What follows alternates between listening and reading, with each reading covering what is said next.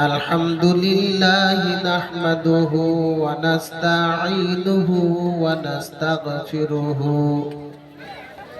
ونؤمن به ونتوكل عليه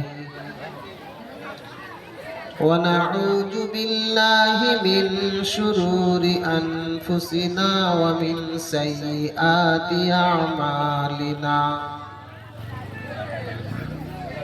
من يهده الله فلا مضل له ومن يضلله فلا هادي له وأشهد أن لا إله إلا الله وحده لا شريك له ونشهد أن محمدا عبده ورسوله بسم الله الرحمن الرحيم ما كان للمشركين أن يعمروا مساجد الله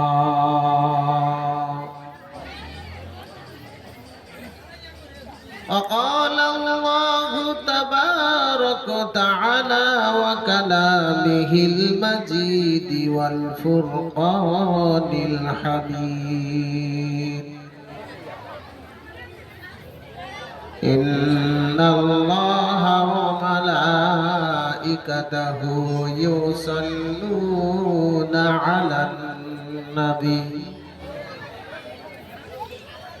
يا أيها الذين آمنوا صلوا عليه وسلموا تسليما اللهم سيدنا مولانا محمد وعلى آل سيدنا مولانا محمد اللهم سيدنا مولانا محمد وعلى آل سيدنا مولانا আরবের বুকে মক্কার পরে আরবের বুকে মক্কার পরে মা আমিনার যেথায় ঘর কোরআনের বাণী হইল নাজিল কোরআনের বাণী হইল নাজিল বিশ্ব নবীজির উপর আল্লাহুম্মা সাইয়্যিদিনা মাওলানা মুহাম্মদ ওয়া আলা আলি সাইয়্যিদিনা মাওলানা মুহাম্মদ সাল্লাল্লাহু আলাইহি ওয়াসাল্লাম। মুখটা এদিকে হালকা ঘুরিয়ে দাও।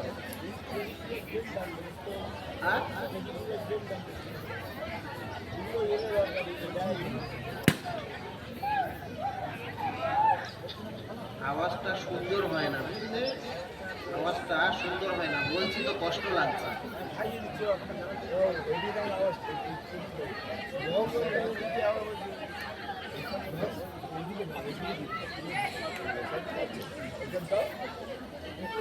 সম্মানিত সভাপতি সাহেব, উপস্থিত উলামা ইকরাম, দিনদার মুসলমান ভাইয়েরা, বাবাজিরা, পর্দানিশী মা আমার বোনেরা, প্রথমে আমি একবার সালাম দিয়েছি।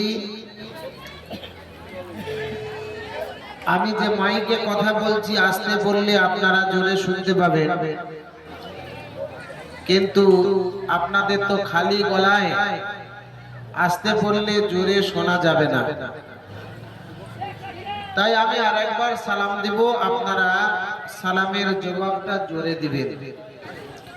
আসসালামু আলাইকুম ওয়া রাহমাতুল্লাহি ওয়া বারাকাতুহু।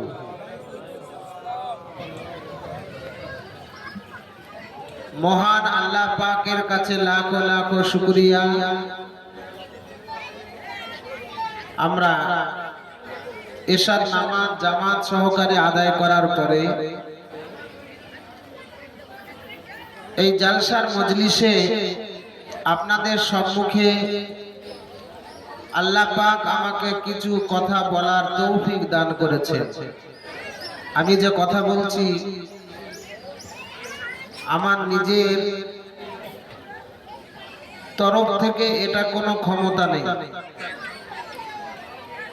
আল্লাহ কথা বলার মতো তৌফিক দিয়েছেন, তাই আমি বলছি। আর আপনারা যেখানে বসে আছেন, এই বসে থাকা আপনাদেরও ক্ষমতা নেই, আল্লাহ পাক এখানে শোনার জন্য ধৈর্য নিয়ে বসে থাকার তৌফিক দিয়েছেন। তা আমরা প্রত্যেকেই আল্লাহর কাছে শুকরিয়া আদায় করব। সবাই বলুন আলহামদুলিল্লাহ। আল্লাহর প্রশংসার পরে পরেই আল্লাহ পাকের মনোনীত নবীর প্রতি দরুদ ও সালাম বর্ষিত হোক। সবাই বলুন আল্লাহুম্মা আমিন। আল্লাহুম্মা সাল্লি আলাইহি, আল্লাহুম্মা বারিক আলা। 4-5 লাখ টাকা খরচ করে সেই জায়গায় পৌঁছিয়ে কি করছে? দরজায় চুমু খাওয়ার জন্য বুড়া বুড়ি ঠেলা ঠেলি করছে। কাবুল দেশের মানুষ খুব লম্বা, জালালাবাদের মানুষ খুব লম্বা, বিভিন্ন দেশ আছে, মুসলিম কান্ট্রি আছে, সেই দেশের মানুষ খুবই লম্বা। আমাদের ইন্ডিয়ার মানুষ খুব বেটে বেটে। এই দেশের মানুষ যখন সেই জায়গায় কাবার গ্লাভ ধরে কাদার চেষ্টা করে, একটু চুমু খাওয়ার চেষ্টা করে, তাদের বগলের তলায়, কারণ নাভির তলার মধ্যে ঢুকে যায় আমাদের ইন্ডিয়ান হাজি সাহেবরা, কারণ এদের হাইট কম। কিন্তু বড় আফসোস, অনেকেই চুমু খাওয়ার ভাগ্য পায়, অনেকেই পায় না। অনেক হাজি গল্প করেছে যে আমাদেরকে ঠেলা ঠেলিতে এমন দূরে ঠেলে পৌঁছিয়ে দেয় যে আমরা ওখানে চান্স পাই না। ওটাও আল্লাহর ঘর, এটাও আল্লাহর ঘর। ছাত্র প্রশ্ন করছে, হোয়াট ইজ দা কিবলা? কিবলাটা কি? কাবাটা কি?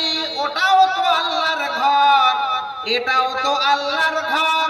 হোয়াট ইজ দা কিবলা? কিবলাটা কি? শিক্ষক বলে দা কিবলা ইজ দা ডাইরেকশন। ওই কাবাটা হচ্ছে পৃথিবীর কেন্দ্র, যেদিকে সারা বিশ্বের মুসলমানেরা মুখ করে নামাজ আদায় করে। বলুন সুবহানাল্লাহ। ওটাও মসজিদ, এটাও মসজিদ, কিন্তু ওই মসজিদের এত গুরুত্ব কেন? ওখানে গেলে মানুষ চুমু খেতে চায়, ওখানে গেলে মানুষ পাগল হয়ে কাঁদে, ওখানে যাওয়ার জন্য মানুষ ব্যস্ত। কেন? ওই জায়গায় গেলে হজ আদায় হয়, ওই জায়গায় গেলে 1 রাকাতের সওয়াব 50,000 রাকাতের নেকি পাওয়া যায়। সেই জন্য মানুষ গিয়ে ওই জায়গায় কাঁদে, সারা জীবনের গুনাহকে মার্জনা দেওয়ার জন্য। বলুন সুবহানাল্লাহ। এটাও মসজিদ।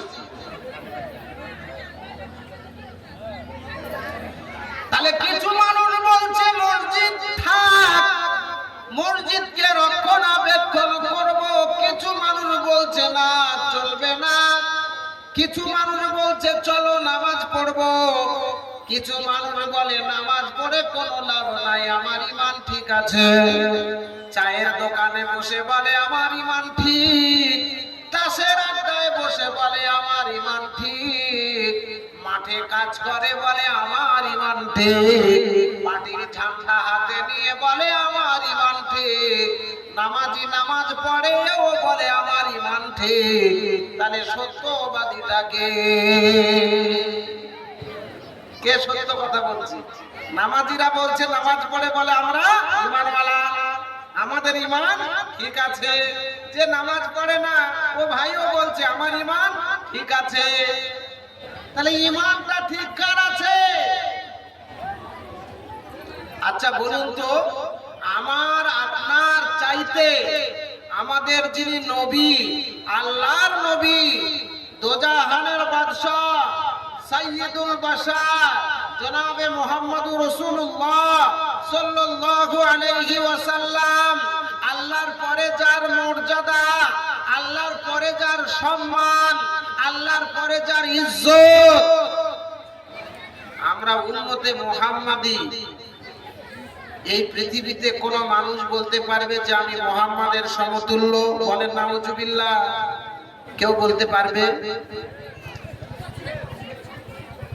কেউ বলতে পারবে এই দাবি নিয়ে? কেউ বলতে পারবে? যে বলবে ও কাফের হয়ে যাবে, যে বলবে ও কি হবে? কাফের হয়ে যাবে। নবী মুহাম্মদ সাল্লাল্লাহু আলাইহি সাল্লামের কোনো পাপ নেই, কারণ নবীদেরকে বলেছেন মাসুম, নবীরা হচ্ছে নিষ্পাপ, নবীরা হচ্ছে মাসুম, বেগুনাহ।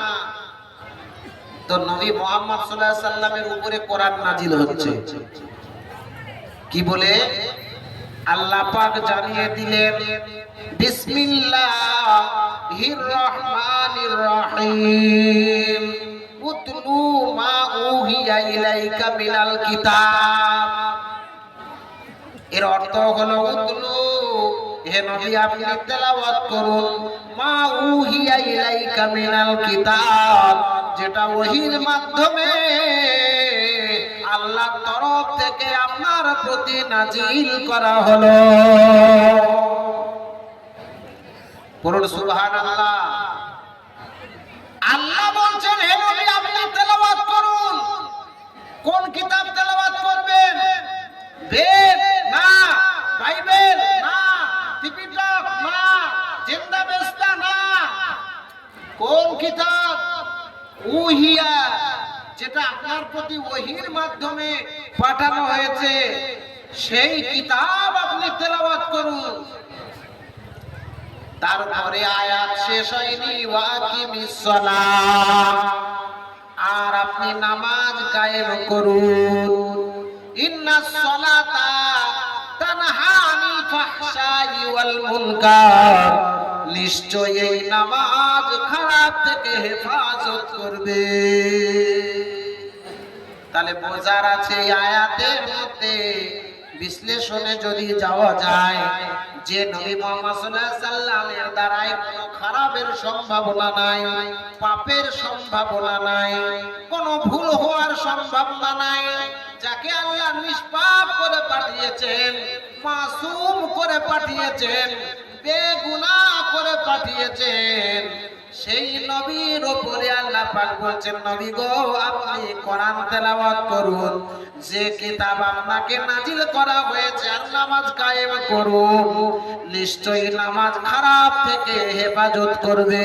তার মানে এই ইঙ্গিতটা নবী মুস্তাফার মাধ্যমে উম্মতি মুহাম্মাদের উপরে আল্লাহর তরফ থেকে আইনি ফরজ হিসাবে বাদ দিয়েছে। বলুন সুবহানাল্লাহ, নারায়ে তাকবীর। বোঝার আছে না নাই বলুন? যে নবীর কোনো পাপ হবে না, আল্লাহ পাক সিনা চাক করিয়ে তাকে হাউজে কাউসারের পানি দিয়ে ধুইয়ে দিয়েছেন, সেই নবী মুস্তাফার উপরে নামাজ পড়ার হুকুম হচ্ছে, সেই নবী মুস্তাফার উপরে কোরআন তেলাওয়াতের হুকুম হচ্ছে। তাহলে এই হুকুমটা কাদের জন্য হচ্ছে? বোঝার আছে না নাই? রোদে একটা ছেলে খেলা করছে আর বাপ মাঠে যাচ্ছে, প্রচন্ড রোদ। বাপ যখন মাঠে চলে যাচ্ছে, বেটাকে বলছে, বেটা তুই রোদে খেলছি, খেল খেল, ভালো করে খেল। আচ্ছা, এই কথার মধ্যে আদেশ করছে না নিষেধ করছে বলুন তো? কারি সাহেব যখন কেরাত শেখায়, প্রথমে বাচ্চাদেরকে মাখরাজ শেখায়। মাখরাজ মাখরাজ মাখরাজ শেখায়, তাকে উচ্চারণের জায়গাগুলো। আলিফ কা মাখরাজ জো পে দহান, বাকি মাখরাজ দুনু হুটু কে তরিকা হিস্সা। আলিফের উচ্চারণ, বায়ের উচ্চারণ, তায়ের উচ্চারণ শেখানো হয় কি হয় না? এই মাখরাজ যদি ও না জানে, কোরআন তেলাওয়াত ও করতে পারবে না, ভালো মন্দ কোরআনের কিছুই মজা পাবে না ও।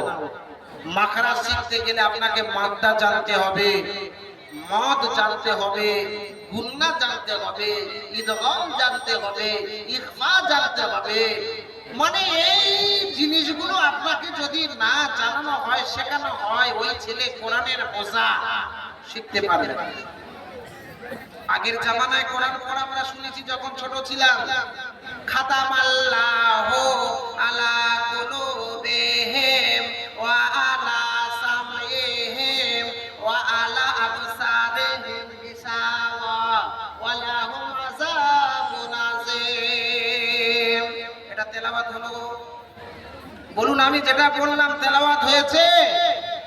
কিন্তু যদি ও মাখরাজ জানে, কারি সাহেব ওকে শিখিয়ে দিয়েছে, উনি বলবেন খাতামাল্লাহু আলা কুলুবিহিম ওয়া আলা সামঈহিম ওয়া আলা আবসারিহিম গিশাওয়া ওয়া লাহুম আযাবুন আযীম। কি বলুন, হয়েছে এবার? তাহলে আপনাকে কোরআন শেখাতে গেলে কারির কাছে মাখরাজ শিখতে হবে। মাখরাজ ছাড়া কোরআনের মজাই লাগে না। তো ছেলেকে দুপুর বেলায় খেলতে দেখে রোদে গরমে তাপে বাপ বলছে, বেটা খেলছি, ভালো করে খেল খেল। খেলার মধ্যে ওই একটা মাদ্দা ঢুকিয়ে দিয়েছে। মাদ্দা মানে টান। একটা গাদা টানলে যেমন লম্বা হয়, তো মাদ্দা কথার অর্থ হচ্ছে টেনে যে কথা বলা হয় তাকে বলা হয় মাদ্দা। কি হুজুর? আচ্ছা, বাপ ওকে খেলতে বলছে না নিষেধ করছে? ও কিন্তু বুঝতেই পারলো না ভাষাটা। 2 ঘন্টা 3 ঘন্টা পরে যখন মাঠ থেকে ওর বাপ ফিরেছে, দেখে ওই বেটা রোদে খেলছে, তখন একটা মোটা লাঠি, যেটা গরু পিটায়, আমাদের দেশে ওই গরু পিটাবার লাঠি কি বলে? হেলে বাড়ি না কি বলে? তো ওই হেলে বাড়ি নিয়ে তখন ও তেড়ে আসছে ওর বেটাকে মারার জন্য। ওর বেটা বলছে, ও তুমি তো বলেছো খেল খেল, ওই জন্য তো আমি খেলছি। আরে আমি তোকে খেলতে বলেছি না? আমি তোর বলেছি যে তুই খেলিস না এত রোদে। বলে তুমি তো খেলতে বলেছো, তার মানে ও মাখরাজ বোঝে না, ও মাদ্দাই বোঝে না। ওকে যে খেলার কথা নিষেধ করা হয়েছে, ও মাখরাজ বোঝে না। তাহলে আল্লাহ পাক, যে নবীর কোনো পাপ নাই, যে নবীকে বলা হয়েছে মাসুম, যে নবী হলো নিষ্পাপ, তার প্রতি কোরআন তেলাওয়াতের আদেশ হচ্ছে, তার প্রতি নামাজের আদেশ হচ্ছে। তার মানে আল্লাহর নবীর মাধ্যমে ইঙ্গিত দিচ্ছে, ও আমার বান্দারা, তোরা 5 ওয়াক্ত নামাজ পড়, 5 ওয়াক্ত নামাজ পড়, আর তোরা কোরআন তেলাওয়াত কর।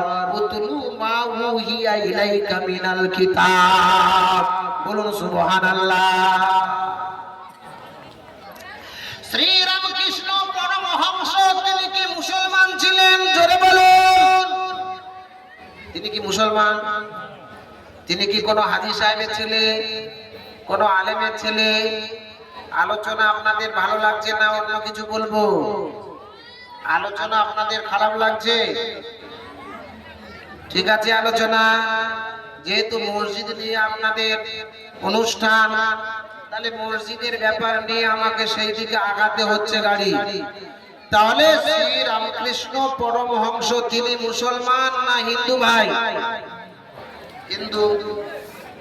তিনি কোন আলেমের বেটা নন, তিনি কোন হাজী সাহেবের ছেলে নন। তিনি একদিন এক জায়গায় জব করতে বসে গেলেন। মুসলমানদের মধ্যে কিছু আমল আছে, ইবাদত আছে, মুরাকাবা মুশাহিদা বলা হয়। কারোর সাথে কথা বলা চলে না, কারোর কথার উত্তর দেওয়া চলে না। শ্রী রামকৃষ্ণ পরমহংস তিনি বসে গেলেন তার আরাধনার মধ্যে। একত্ববায় নিরাধনা আলোচ্য নম বিশ্ব ব্রহ্মাণ্ড ওঙ্কারমস্তকায় পুণ্য পূজ্যতম নমঃ। ওনার কিছু শিষ্য ছিল, শিষ্যকে সাকরেত বলা হয়। তারা এসে বলল, গুরুদেব আপনাকে 40টা দিন দেখেছি, গুরুদেব আপনি জবাব দেননি কেন? এতদিন আপনি এখানে কি করছিলেন? বলে, আমি জপ করছিলাম, আমি আরাধনা করছিলাম। তো এই আরাধনার মধ্যে আপনি কি পেলেন? বলছে, নিরাধনা আলোচ্য নম বিশ্ব। আমি এই ধ্যানের মধ্যে একটা আলো দেখতে পেয়েছি, যে আলোটা গোটা বিশ্বকে আলোকিত করে আছে। বলুন সুবহানাল্লাহ। আলোটা কটা? আলো হলো একটা, কিন্তু একটা আলো বিশ্বকে কেমন করে আলো দেয়? ও গুরুদেব, একবার আপনি আমাদেরকে ভালো করে জানিয়ে দেন। বলছে, শোন রে বাবারা, এই আলো মানে একটা আলো গোটা বিশ্বকে আলো দিতে পারে। দুনিয়ার মেসাল হচ্ছে এই, ইট ইজ নট শান্ত ওভার টেক দ্য মুন। যেমন আকাশে একটা চাঁদ দেখা যায়, সূর্য দেখা যায়, এই সূর্য চাঁদকে ওভারটেক করতে পারে না। দা ফ্লট ইজ ইন ওয়ান অরবিট, তারা নিজেদের কক্ষপথে পরিভ্রমণ করে।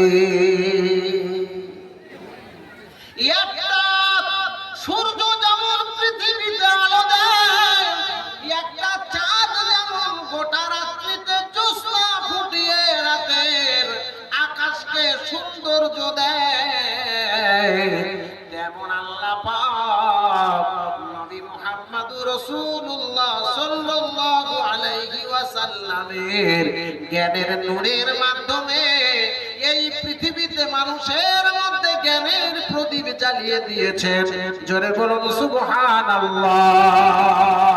কদ জাআকুম মিনাল্লাহি নূরু ওয়া কিতাবুম মুবিন। একজন হিন্দু ঠাকুর হয়ে, হিন্দু ব্রাহ্মণ হয়ে, তিনি তার ছাত্রদেরকে নবী মুহাম্মদের সম্পর্কে জ্ঞান দেয়। তারা কোরআনের বাণীগুলো বুঝে বুঝে দেখেছে, তারা কোরআনের জ্ঞানগুলো বুঝে বুঝে দেখেছে। বলে, গুরুদেব তাহলে আমরা কি করব? বলছে, ওম গুরু কৃপায়ং সর্বা সর্বানং, ওম গুরু কৃপায়ং সর্বা সর্বানং।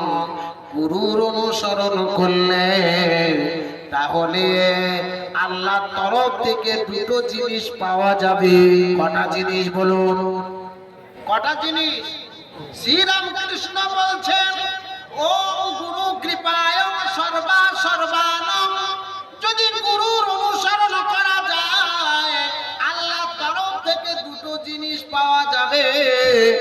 একটা হলো আল্লাহর রহমত পাওয়া যাবে, আর 2 নাম্বার হলো যদি কোনো ভুল ত্রুটি আল্লাহর বান্দারা করে, আল্লাহর তরফ থেকে তিনি ক্ষমা করে দেবেন। বলুন সুবহানাল্লাহ।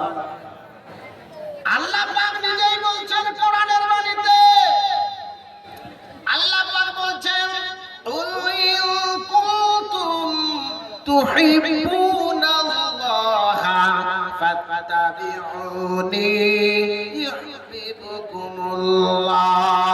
ওয়া ইয়াগফির লাকুম যুনুবাকুম ওয়াল্লাহু গফুরুর রাহিম। আল্লাহ পাক জানাচ্ছেন, নবী গো, সারা বিশ্ববাসীকে আপনি জানিয়ে দেন, তুহিব্বুনাল্লাহ, তারা যদি আমার অনুগ্রহ পেতে চায়, ফাত্তাবিউনি, আপনার যেন অনুসরণ করে। মানে আল্লাহ জানিয়ে দিলেন, নবী সারা বিশ্ববাসীকে জানিয়ে দেন, যদি আমার নিয়ামত তারা যদি পেতে চায়, আমার অনুগ্রহ যদি পেতে চায়, যেন গুরু হিসাবে নবী গো আপনার যেন অনুসরণ করে। বলুন সুবহানাল্লাহ। তাহলে আল্লাহ নবী মুহাম্মদ সাল্লাল্লাহু আলাইহি সাল্লামকে আমাদের গুরু হিসাবে মানার জন্য কোরআনের মাধ্যমে জানিয়ে দিলেন, ফাত্তাবিউনি, আপনার যেন অনুসরণ করে, ইউহিব্বুকুমুল্লাহ, আমি আল্লাহ তাদেরকে ভালোবাসবো, ওয়া ইয়াগফির লাকুম যুনুবাকুম, তাদের অপরাধগুলোকে ক্ষমা করে দিব, আল্লাহু গফুরুর রহিম, আল্লাহ হলেন অতীব দয়ালু ও ক্ষমাশীল। বলুন সুবহানাল্লাহ। তাহলে নবী মুস্তাফার জন্য আমরা টুপি পরেছি। এই টুপিটা কার জন্য পরেছি? জোরে বলুন, কার জন্য? নবী মুস্তাফাকে আমরা ভালোবাসি বলে টুপি পরেছি, নবী মুস্তাফাকে ভালোবাসি বলে পাঞ্জাবি পরেছি, নবী মুস্তাফাকে ভালোবাসি বলে আমরা মুসলমানের আদর্শ, নবীর আদর্শগুলো আমরা আলেমদের মুখ থেকে শুনে, কোরআন হাদিস থেকে শুনে আমরা মসজিদে যাই, আমরা নামাজে যাই, আমরা রোজা পালন করি, আমরা হজ পালন করি, আমরা জিকির আজকার করি, আমরা দোয়া দরুদ ওজিফা যা কিছু করি, নবী মুহাম্মদ সাল্লাল্লাহু আলাইহি সাল্লামকে গুরু বলে মেনে আমরা করি। শ্রী রামকৃষ্ণ ওই কথাটা বুঝাচ্ছেন, নিরাধন আলোচ্য নম বিশ্ব, যদি এই বিশ্বে যদি তুমি যদি আরাধনায় লিপ্ত হয়ে যাও, তাহলে মুহাম্মদ নামে একজন প্রদীপ পাবে, যার জ্ঞান না হলে তুমি শিষ্য হতে পারবে না। ওম গুরু কৃপায় সর্বা সর্বানং, আর তাকে তোমাকে গুরু হিসাবে মানতে হবে, না মানলে এই দুনিয়াতে তোমার শান্তি নাই, সম্মান নাই, আখিরাতেও তোমার সম্মান নাই, শান্তি নাই। ছাত্ররা বলছে, গুরুদেব, তাহলে সেই গুরুর নামটা দয়া করে একবার বলে দেন, গুরুদেবের নামটা কি? গুরু তো পৃথিবীতে অনেকজন আছে, গুরুর সংখ্যা অনেকজন আছে, কিন্তু গুরুর নামটা কি দয়া করে বলুন। শ্রীরামকৃষ্ণ বলে দিলেন, অমনং জগৎ গুরু কৃপা নাম মুহাম্মাদং, সেই গুরুর নাম হলো মুহাম্মাদুর রাসূলুল্লাহ, মুহাম্মদ সাল্লাল্লাহু আলাইহি ওয়াসাল্লাম was not only a prophet but also a greatest political leader of the world. বলুন সুবহানাল্লাহ, নারে তাকবীর। শ্রী রামকৃষ্ণ তিনি বললেন, শোনো ছাত্রের দলেরা, মুহাম্মদ তিনি শুধু নবী নন, মুহাম্মদ তিনি শুধু রাসূল নন, মুহাম্মদ তিনি শুধু prophet non, but also a greatest political leader of the world. তিনি একজন ভালো চরিত্রের অধিকারী। ইন্নাকা লাআলা খুলুকিন আযীম, সে একজন ভালো চরিত্রের অধিকারী। পৃথিবীর মধ্যে গুরু অনেকজন আছে, কিন্তু ভালো চরিত্রের অধিকারী হতে পারেনি। এই পৃথিবীর মধ্যে শ্রেষ্ঠ ভালো চরিত্রের অধিকারী একমাত্র যিনি, তিনি হলেন মুহাম্মাদুর রাসূলুল্লাহ। আল্লাহ কোরআন দিয়ে মানুষকে জানিয়ে দিয়েছেন, ইন্নাকা লাআলা খুলুকিন আযীম, হে নবী আপনার চরিত্র হলো মহান। জোরে বলুন সুবহানাল্লাহ।